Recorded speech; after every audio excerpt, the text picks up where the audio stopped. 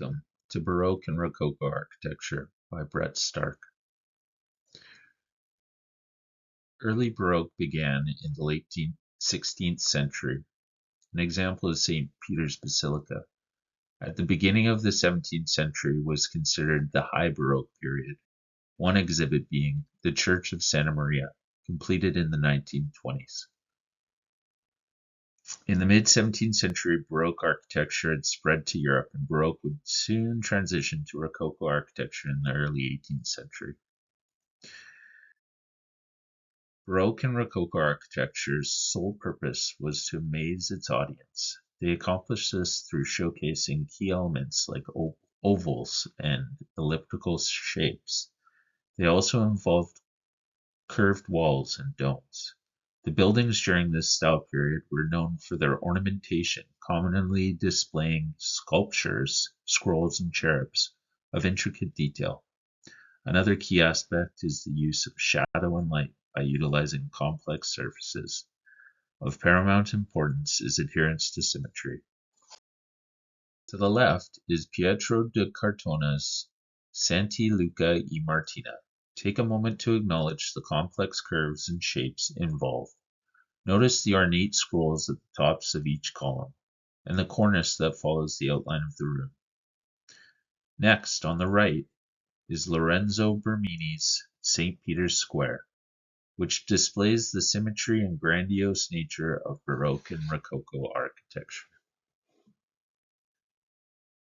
Again, we have two brilliant examples of Baroque architecture in Francesco Borromini's San Carlo alle Quattro Fontane on the left, and the Granada Cathedral by Alonso Cano on the right. Both display the use of oval and elliptical shapes, exaggerating symmetry at its finest. Into the mature Baroque period, we acknowledge the work of Louis le Val on the right in the world-famous Palace of Versailles, known for its exquisite opulence, again also displaying symmetry on a grand scale. We then have Christopher Wren's English representation of Baroque in the St. Paul's Cathedral. I chose to do my 3D print of Smolny Cathedral in St. Petersburg, Russia. Designed by Francesco Rastrelli and completed in 1748. It's hard to fully display the true detail-oriented nature of Baroque and Rococo architecture when scaled down. To the best of my ability, I attempted to draw examples of this style. Again, the true intricate nature proves to be difficult to fully acknowledge in these drawings. Pictures do not do the building justice, and one day I hope to witness these structures with my own eyes. An interior view of Venetian Baroque helps to show how the construction of these buildings took the coordinated efforts of skilled stonemasons, sculptors, artists, and trades of all sorts. The use of stucco, brick, and stone echoes throughout the room, professionally crafted to exhibit amazing symmetrical shapes and lines.